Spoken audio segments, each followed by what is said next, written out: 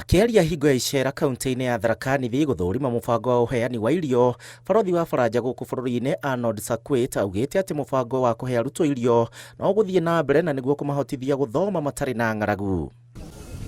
Arnold augĩte mũbango ũyũ nĩ ũteithĩtie hanene harĩ kuongerera namba ya arutwo mathukuru-inĩ. Lazima maendeleo imekuja kwa ground mashinani, and I think we're very happy to be here in Tharaka Nithi because the program what we're developing together with all those partners should be serving as a model that can be replicated elsewhere in Kenya and elsewhere.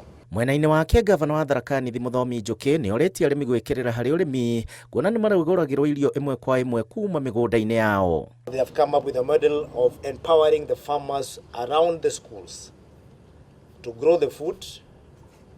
The ministry buys the food and sells to the school.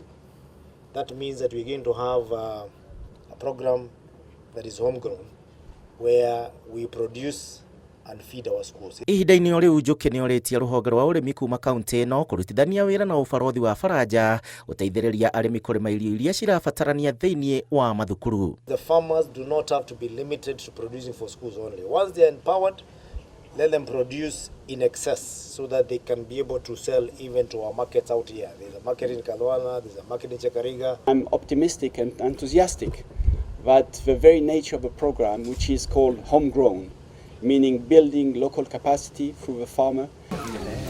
Handũ-inĩ ha Inooro TV mĩaraho njĩtagwo Gĩcimo Joseph.